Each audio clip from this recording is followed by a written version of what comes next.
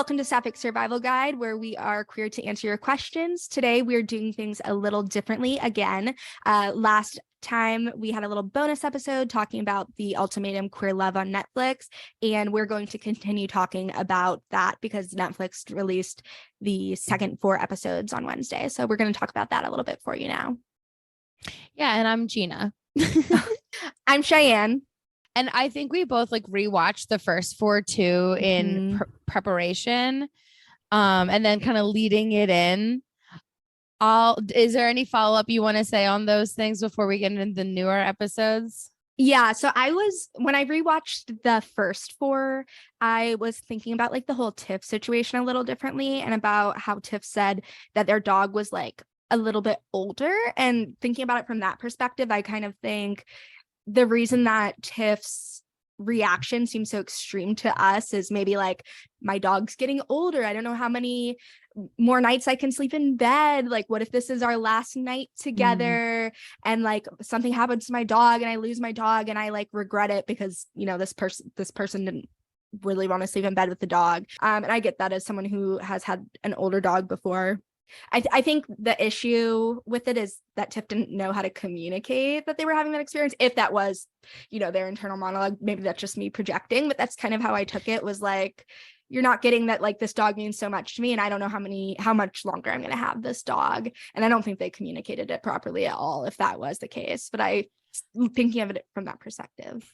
Yeah, no, I think it is a communication thing, because even if somebody, it doesn't even have to be the dog thing, right? If anybody wants something and it's a boundary, it's really important to them. Number one, that should have maybe been communicated before they were trial wives. I don't know if we said that last time.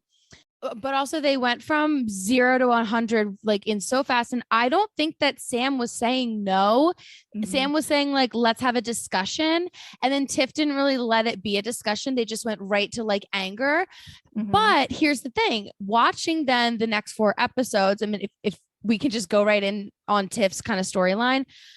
And last time I kind of went in on Tiff not being my favorite. My tune has totally changed because I think they have evolved so much.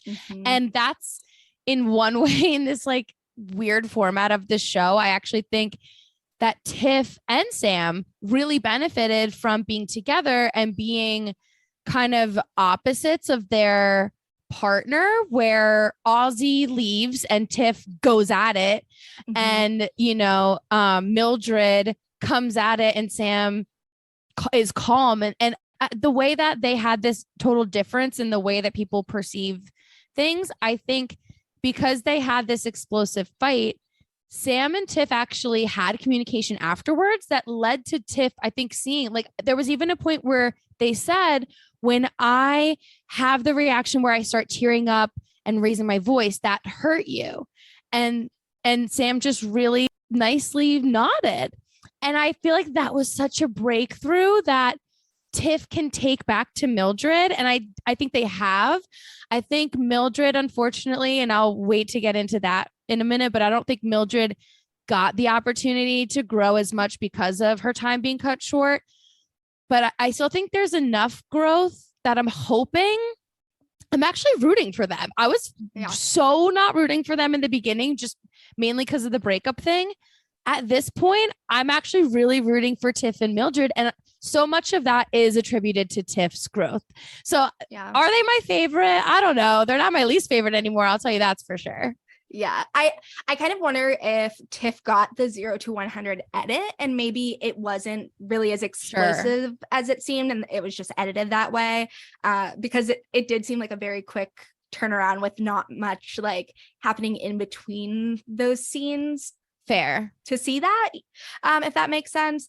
So I definitely agree with that. I am leaving the next 4 episodes liking Tiff a little bit better than I did in the first 4. But I do wonder if it was the edit that was given, or are we missing a whole chunk of conversation where Tiff either didn't know how to communicate the situation, didn't want to get vulnerable, wasn't ready to get vulnerable with Sam like that. Were we missing something? And that's why it seemed so explosive. It Or could be maybe they're just used to things going that going that quickly far. with Mildred Mm. that they expected that pattern to be repeated Mm. elsewhere. And maybe because Sam didn't immediately meet Tiff where they were at the way Mildred would, maybe that's why Tiff got to see kind of like Yeah. how extreme that reaction was. Even if we did, maybe, it's edited. We aren't unaware of the fact that this is a TV show that is being Mhm. produced for us. Yeah. But I do think that having the lack of reaction from Sam versus the equally probably extreme reaction from Mildred is how Tiff was able to be like, whoa, hold on. Am I the problem? Am I the drama? Is it me? Yeah. And I think obviously it's like a mixture of both Sam and Mildred in the way their communication and attachment styles and all of those things combined, because I definitely relate to that. Like I kind of relate to Mildred with like the abandonment issues and like Yeah. feeling like I need to like break up with someone to like protect myself because it's not going to work out for one reason or another. And it's kind of like being able to predict the outcome without just like living and being in this relationship and not knowing what's going to happen, and I feel like in the past I've been with partners where it's been a bit more toxic like that versus my current partner who is very like grounded. And like we were talking about what characters we would compare ourselves to, and I compared her to Sam because she is very like grounded and open and willing to talk about things and very like rational, whereas I can be a bit impulsive at times, and it hasn't always worked out for me. So I'm like learning how to like, be more level-headed with her. Well, and on the opposite end for the Sam or anyone who relates to Sam, what Sam I think is taking from this is learning how to speak up and not just enable or be a people pleaser, which is a great thing for Sam. Now, if we can kind of go into the Ozzy and Mildred of things, it is so unfortunate that Sam had all this growth and I am just not seeing it from Ozzy. In fact, last time Tiff was my least favorite and now Ozzy is my least favorite. I know Vanessa's the villain and whatever, but the frustration that I get from watching Ozzy walk away time and time again, first with Mildred and then so many times with Sam, that was so frustrating to me that it wasn't fun to watch or like entertaining, or it just felt it hurt. It felt like it was sad. Oh, it felt like exploitative to watch Aussie break down like that and to watch like the pain and the lack of like processing and like all of the realizations. And it just like, I know like the like not being willing to engage in confrontation and stuff like that, it can be cultural, and it can also be like familial, and so there could be lots of like factors that go into this. So like I do feel for Aussie, but I also feel for Sam, and I feel for Mildred. Like I feel for everyone in this scenario that is trying to like navigate these ways that we're conditioned by like society and our family and everyone around us versus like how everything else says how we should be. You know what I mean? Like at first I was like, come on, Aussie, like get it together. You're like 40. But then I was like, you know what? Like, I don't know. It's hard. I feel like it's hard to speak on because I don't know the exact situation. I definitely agree with you on some level. I think I'm still a little bit more on the like, not even you're 40, like just more like, come on, like people have given you so much space and room. And for Ozzy to look at Sam, number one, and say, you're not a safe space for me yet.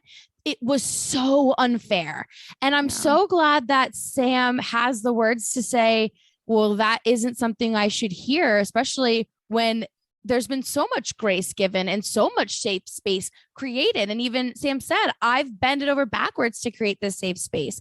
What's so unfortunate is that Mildred and Ozzy had an initial blow up that almost mirrored, not quite, but almost mirrored what Tiff and Sam had. And Mildred sat back down at that table, and everyone's giving Mildred, I think, a little bit of a hard time because they're like, she's always at 100, but like, she sat down at that table, I think, fully ready to actually talk it out with Ozzy. And Ozzy, you can see, is like looking uncomfortably at the cameras. And Mildred has to say, as a reminder, we both signed up for this. And the way that Ozzy walks out was such an ick to me. And then Ozzy doesn't even come back to be like, let's follow up.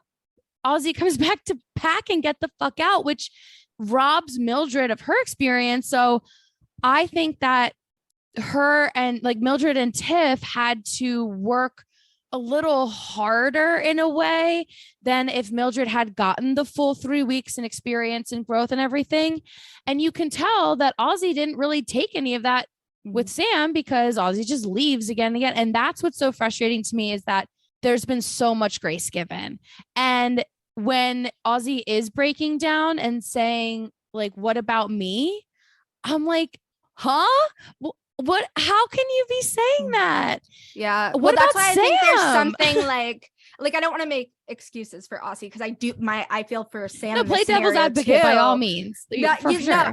I feel like it was obviously like triggering some, and I mean, some people don't like the word triggering, but activating something else was going on, that like it was like a pattern that maybe Ozzy doesn't even remember or fully like know, but like Ozzy's body knows. And it just seemed like something else was playing out that wasn't necessarily what was actually going on, but it was like activating some deeper traumatic experience or just like painful experience that they were like living through in this current like relationship dynamic and what was going on, because it didn't really like add up. And I don't know if we were getting the full story. I just saw a lot of like pain, and it didn't really coincide. And like you would hope that Ozzy and Sam are trying to meet each other. And I am also very, very happy to see Sam's growth. Like I like to see Sam more assertive.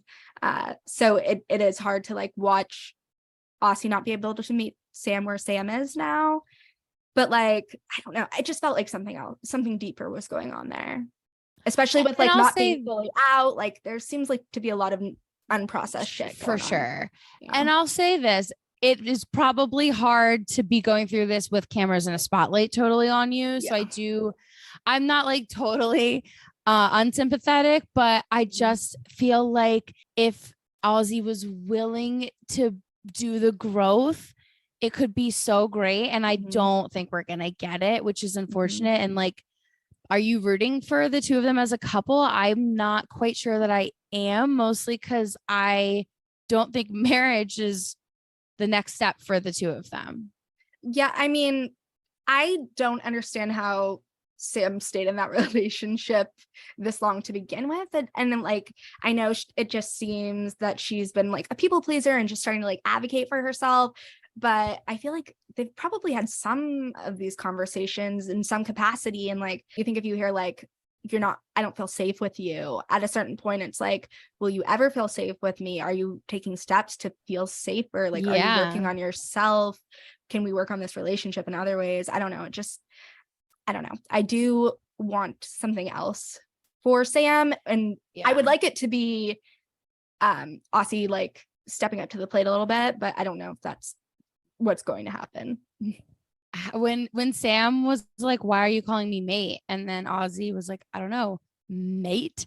That would have been it for me. That's when I would have been like, and we're done here. Wrap it up. And I am not getting engaged to you. That would have been, because it's so disrespectful. And it's like, I understand if you're having a response, leaving is also disrespectful, but like, that was like icky. I didn't like it. And then the whole thing where Ozzy like left the room and Sam went after Ozzy and was like, you're just gonna walk away, you're leaving. Like that's a big thing for me. And in past relationships, I've had to have my partner be like, I need to like take a break for 15 minutes and then I'll come back and we can talk, because then the person who's being walked away from doesn't feel abandoned and you're like planning to reconvene. And I feel like just getting up and walking away and not saying anything just makes the situation worse. And I know it's kind of hard to like think about saying that in the moment, but I feel like that's definitely something that should have been done there. And it was like sad to see Sam trailing after Ozzy, but it seems like Sam's given Ozzy a lot of grace and maybe wouldn't have gone after Ozzy up until now. So I was happy to see that she was kind of advocating for her needs. I don't know that an engagement should be what's next, Yeah. but What do you think we'll about see. Tiff and Mildred? Do you think they will end up together? I'm definitely hoping for it, especially after their conversation on the beach about like Mildred's son and how like their life would look and the dogs and stuff. Like it felt very much like they were at a good place, but the thing of it is I feel like one small fight can set them back so far that I hope that the growth is enough for them, but I'm kind of rooting for them and I'm kind of hoping so and I'm kind of thinking so. Yeah. Yeah. I think it could go either way at this point, but I would like to see them together because I know Mildred has abandonment issues, but Tiff does keep coming back. So hopefully that's like proof to her that she's not going, or they're not going anywhere. So yeah. Okay, who should we talk about next? Okay, I have a question for you. So I think I briefly mentioned this towards the beginning, and I posted a TikTok and a reel comparing myself to Lexi and Yoli because that's who my partner told me I remind her of. And someone commented on I think it was on Instagram and said, yeah, except Yoli's a bad person. And I wasn't really getting that vibe from Yoli. I was wondering what you were thinking after the second. I'm thinking maybe this person thinks like kind of being able to like switch up, like fall for a new person too quickly, or like maybe kind of like gold digger vibes with the like, oh, the financial planning, bank account stuff, which I don't necessarily agree with. I think Yoli has like some rose tinted glasses on and is like, this person is ready to offer me what I want in life and like can see a future with Xander. Whereas with Mal, I think things have been up in the air a little bit more and are still up in the air. So Yoli's just like fantasizing and idealizing and putting Xander on a pedestal. And obviously it's all like the new relationship energy. I don't know. I think they should just be non-monogamous. I'm getting non-monogamous vibes from them. And at first I was really like, Mal does not care. Like Mal was like, okay, like tell me what's going on, and was like very chill. Made a joke. And then all of a sudden very not chill. And like later down the line seemed not as chill about it. But I was getting like, you can love more than one person vibes. And I kind of get that from Mal too, talking about more than one soulmate. But also Mal's friends said they're very friendly. So I don't know. I guess it could go either way. What do you think about the whole situation? I definitely don't think that Yoli is a bad person. I actually don't think Yoli, Mal, or Xander have necessarily like done anything wrong up until this point, aside from like. Wait, what do you think Lexi did wrong? What did Lexi do? What do you mean? I don't. You just said them, so I was like, actually, I do think Alexi's done a lot wrong. Actually, if you want me to jump right into that, that's totally switching. We can jump into it later. I'm curious though. Okay, wait. Well, my point wasn't that everybody besides those people like didn't do anything wrong. Like more like Vanessa in this like 4 situation. Like I exclude Vanessa from the maturity conversation here because I can't say that the way she's acting is mature. Which put a pin in that. But with Yoli, Mal, and Xander, I actually think they're all handling it pretty maturely. I don't think that at the end of the day, Mal wants to be non-monogamous. I think it was kind of like a threesome joke more than like, even though she was like, oh, can we all be married? I think it was just a joke. Yeah, no, I think it was like more than that joke though. Like I got like that was a joke, but there was like other times that I was like, I'm feeling kind of like we're already non-monogamous vibes, but we're like playing up the jealousy and hurt for the show. With Yoli? Yeah. Oh, I don't agree with that whatsoever. Oh, okay. I kind of was like, are they non-monogamous? Like, what's going on here? Like, I feel like Mal was just like, yeah, what's up? But then, like, obviously, no. Here's why I don't think that whatsoever. Here's why I don't think that because Mal had 2 insecurities. The first one being that Yoli was going to be with a white person, and that's not like something you just say when you're like non-monogamous, because you would have had to have had those discussions about like not even like boundaries of what kind of person you can date, but just like insecurities. And number 2, another insecurity is that Mal said that Yoli falls for anybody. So she doesn't feel any different. Those aren't the kind of conversations that non-monogamous people are having at all. Mm-hmm. Like, and I could be totally wrong, but that was my perspective on it. I think that I think Mal wasn't wrong in saying that Yoli falls fast and is very like easily sees the great in people and is infatuated with people and gets protective and all this stuff. So here, I kind of think that Yoli and Mal, there wasn't like anything glaringly wrong in their relationship. However, some of the things that Mal says about Yoli in like confessionals and things make me think like y'all don't quite like, even if you love each other, you don't quite like each other as much as you think you do, especially when Mal was like, you mean you don't have anything to say about Yoli and all her sass and this and that? Like, I can't imagine saying those things about like, if somebody spent, even like a vacation with my girlfriend and was like complaining, I would be like, what do you mean she's perfect? You don't even know her.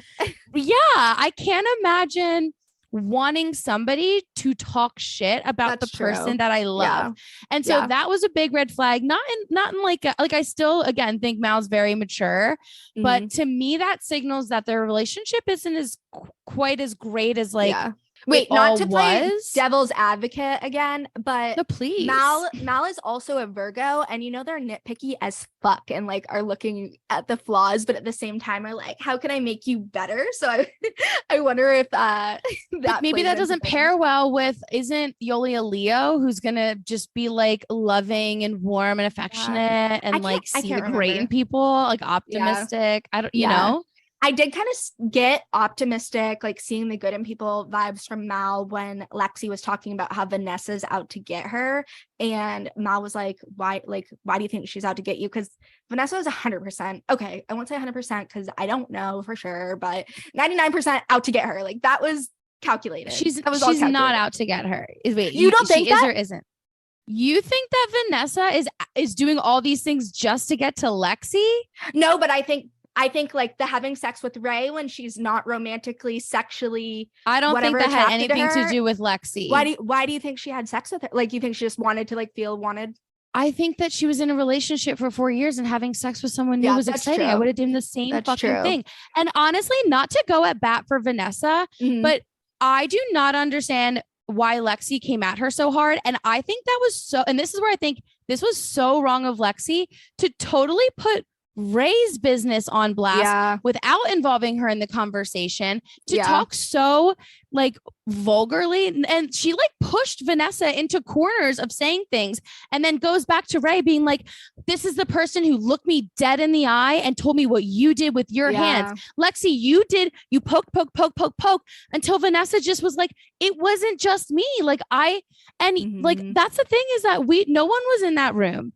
And if you want to have that conversation, have it with Ray, to do that in the table in front of everybody, not even like pulling Vanessa to the side, putting it in front of everybody where Ray's not there. And then when Vanessa goes back and tells Ray what happened, Ray is like, wow, I'm so uncomfortable.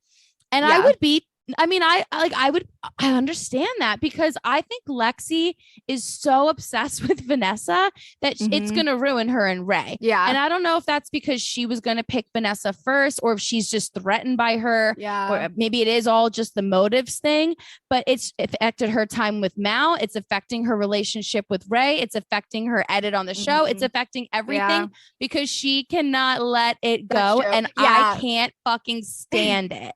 I could definitely see it affecting the rest of her time with Mal. Like it went so downhill after all of that shit went down. And I think Mal started to be like, you are 24, aren't you? Yeah. And I'm 36 and I'm starting to see this now because like, I don't think like Mal obviously had a lot of jealousy with what was going on with the Yoli and Xander situation. And she gave Yoli so much grace and trust because of like, just like the format of the experience. And I feel like Lexi can't even think about anything besides her hatred for Vanessa. I totally see where you're coming with all of that. I also get, and I don't know if it's like the way it was edited and stuff, but I also get like she was like trying to have fun. She had been in a relationship, all of that for 4 years. But I do think like the fact that it was going to piss Lexi off was like a little sprinkled bonus for her. Like, I don't think that wasn't thought about in this scenario, especially since she was really gunning for it seemed like, and Ray wasn't as like, she obviously said it was consensual, like she was a willing participant, but she didn't seem like she was like, oh, I can't like keep my hands and eyes off her, you know what I mean, like versus like Xander and Yoli, who were kind of like brimming with sexual tension the entire time. Yeah, just like I think sex means different things to different people, and sex doesn't always mean as much to me, like depending on the situation. So I kind of think that no matter who Vanessa ended up with, she was going to do that. I think no matter who she ended up with, she wanted to have sex with that person. I think if things hadn't gone south, it would have been Lexi. And I think they would have had sex if like everything hadn't happened the way it did. And so I think it's just like not fun to watch Lexi obsess, because even in there, when they debriefed from the group hangout thing, Ray was like so upset because she was like, I thought we actually had like a great night and you're so upset because I made like fucking intense eye contact with this person. Yeah, that was. And then she goes in her confessional is like, she's letting her hatred for Vanessa affect our relationship. And I don't think they're going to end up together literally as a result. And I think Lexi, I don't know, maybe is in a totally different place now in life because it was like 2 years ago. But in that moment when it doesn't work out, I think when she first watches it back, she's got to feel a little like, oh, okay, I really did hyper focus on Vanessa for what? Yeah. Like, I don't think Vanessa's sitting around being like, how can I fuck over Lexi? You know what I mean? Yeah.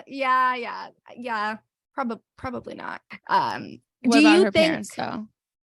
Oh, I don't know. I also just felt like the whole, like every conversation with Lexi's parents, it was like super charged and awkward. And my girlfriend thought they were hired parents. They're like, those aren't her parents. They were hired. Why? I don't know. She was just kidding, but because they like the dad like didn't really say much. He said really 2 words. Yeah. He said 2 words total. He's like hired dad. But they did kind of say, I don't know that you're like ready for this. Like, do you understand? And I think that was really telling. I think all the friends and family coming in are really telling. It's even like back to like Mal and Yoli, like when Mal and Yoli are having that conversation that kind of goes south because of like Xander's finances and things. I don't actually like, yes, does Yoli have rose-colored glasses on? For sure. But I think that conversation was more about she's trying to find any reason to not be with Mal at this point. Oh, you think? And I don't think that there's a good enough reason yet, but I think that it was already kind of gone when they started this, and it was like a last straw, like last ditch effort. And then when Xander came into the picture, I don't think she's going to end up back with Mal. And in the previews and like, okay, so at the end of the last episode, we see like, the cliffhanger is Mal and Yoli, and we see Yoli's dress, and then we see her in that dress also with Xander. And I just can't imagine that they get engaged and then she goes and talks to like, okay, now that we're engaged, I have to go tell Xander. Yeah. And then I'm going to kiss them while we do that after I just got engaged, and we're going to like hug and kiss really intimately. Like, so that already I feel like is kind of telling me, like, I know they end it with like Yoli sitting there crying, but I think that's going to be after her and Mal don't end up together. And then I don't think her and Yoli are going, I don't think her and Xander are going to like get engaged right away or anything. I think that's a little extreme anyway. Like, why do you have to just either pick to get engaged to this person you've known for 3 years versus 3 weeks? But I do think that they're going to try and like date. I don't think she's going to end up with Mal purely because of the preview. Yeah, I will be really disappointed if Xander decides to go back to Vanessa. And me too. Like, you can just tell Vanessa's changing the tune because Vanessa wants to be chosen. And even her dad calls her out. I was just going to say, but how about her dad saying the realest thing anyone's actually said to her the whole time? Knock off Steve Jobs knew what he was saying. My jaw was like fully on the floor because I was like, yo, this is your dad. yeah, dude. And He knows he's so her. right. He knows He's her. so right. And he's speaking Mhm. also from experience. Yeah. And she was not willing to listen. She can't think about anything besides her ego. And I think that even she said, like, oh, even with my exes, I've just been offered so much unconditional love. I think that's true.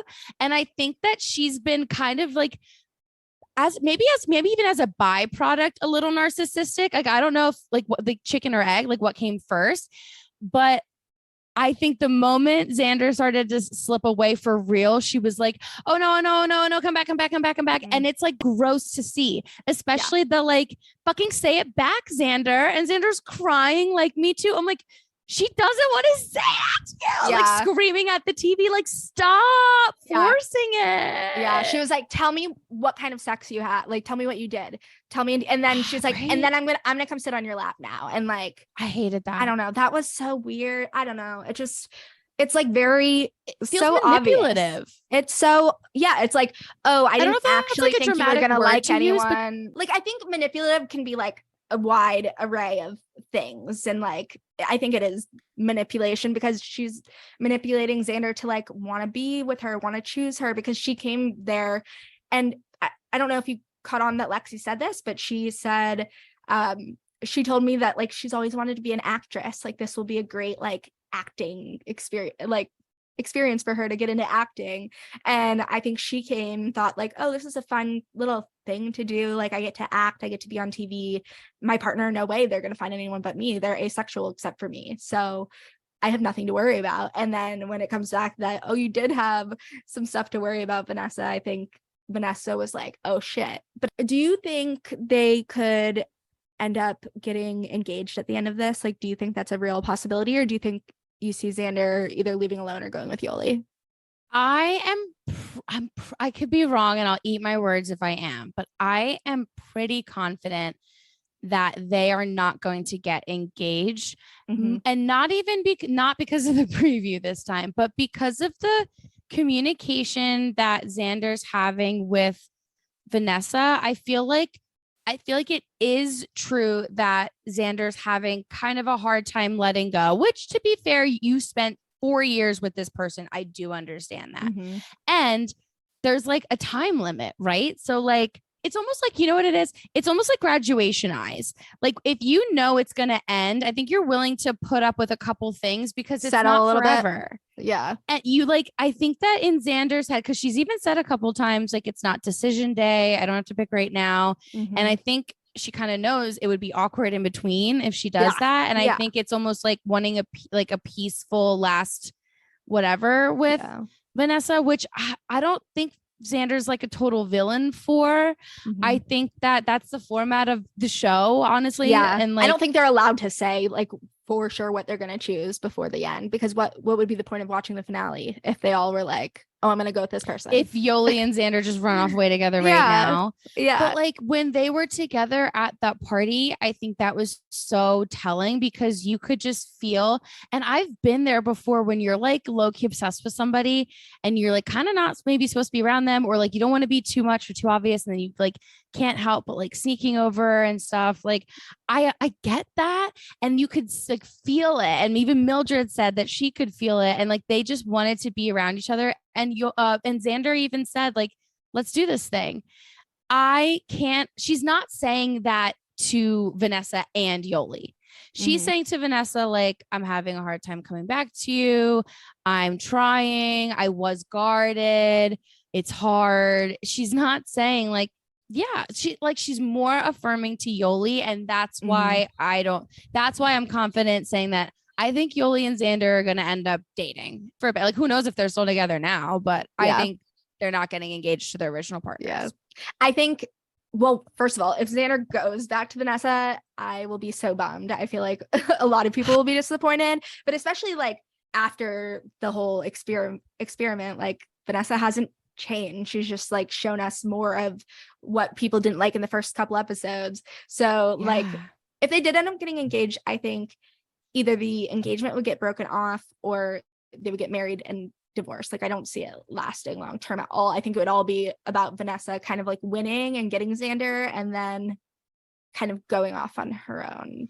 way. That's what I would be worried about if I was Xander. Of like, is this all talk? Especially because there's Mm-hmm. like this Pressure. tension in a day. Yeah, Yeah. pressure. And I would be like, is this even sustainable?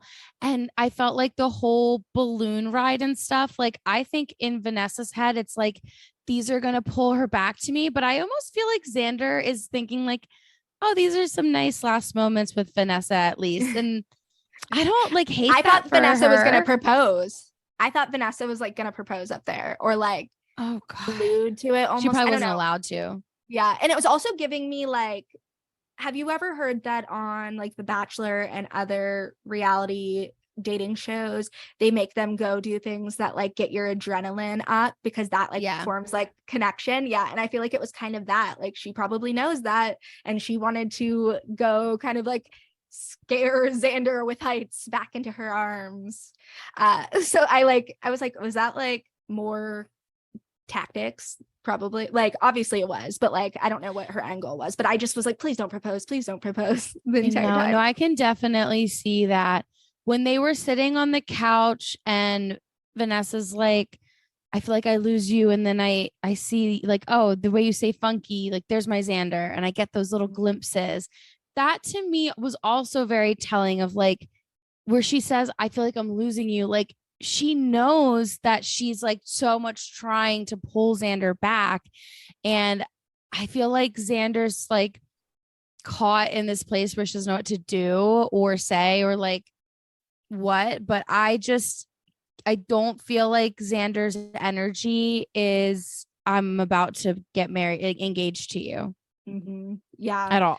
Yeah. I feel like you were playing devil's advocate for Vanessa like slightly more in our first part. But like I did kind of feel for her when Xander's friend was talking about how she's like fine to be around when you're just like at home chilling with her, but it's like out in public or obviously on camera, it's like up to 100. And Yeah. I feel like everyone knows someone like that. And I feel like not to like pathologize everything or like, you know, pull reasons out of thin air, but like maybe she felt like she didn't get love as a child unless she was like performing, or she feels like who she really is isn't like good enough, so she has to like put on an act and be the funniest and the most outgoing and the wittiest and loudest and, you know, like be all of these things, whereas like everyone probably would have liked her a lot better if she just chilled out a little bit.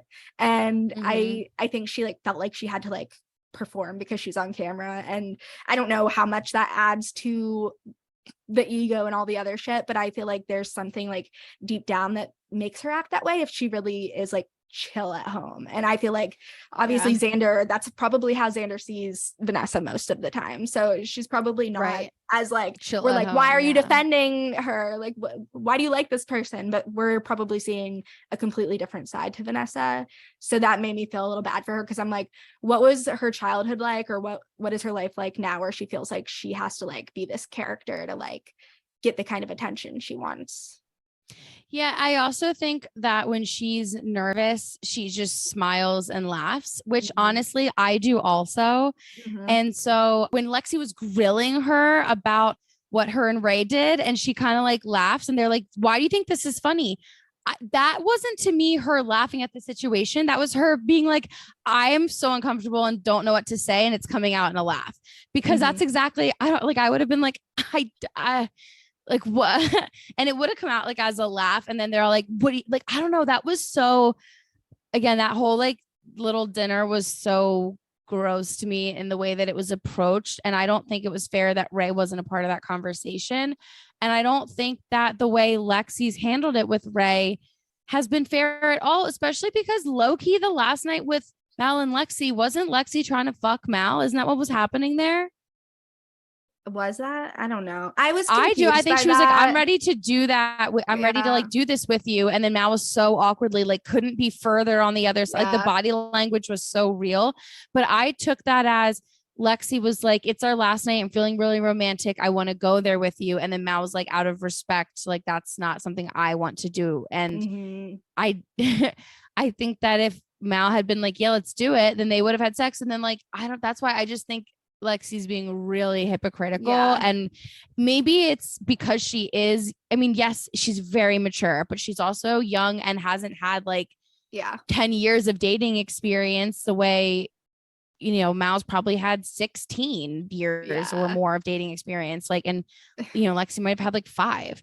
And I just think that kind of shows that she's, I don't know, not in the right space to actually, like her parents said, be ready to get. Yeah, she's like, so yes, young. she's mature, but she's not where she thinks she is. Yeah, she's like mature for a 24-year-old, but like 24, it's still like, I don't know, you still have a lot of growing to do. I still have a lot of growing to do, and I'm almost 28. Like, I'm 27, and I don't feel mature enough for marriage. Yeah, I did like that Mal didn't want to have sex with Lexi because they knew that it would cloud their judgment and like make everything trickier.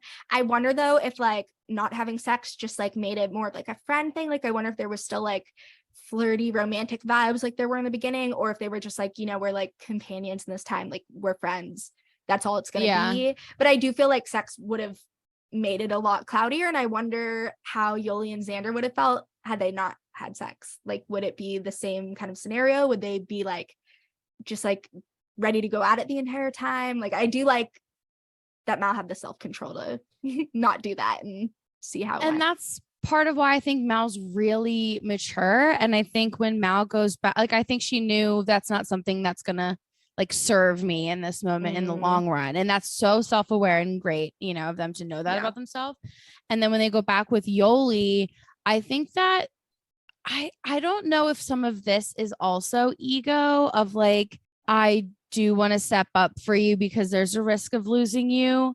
I don't think it's like the way that Mal's going about it is not desperate the way that Vanessa's going about it.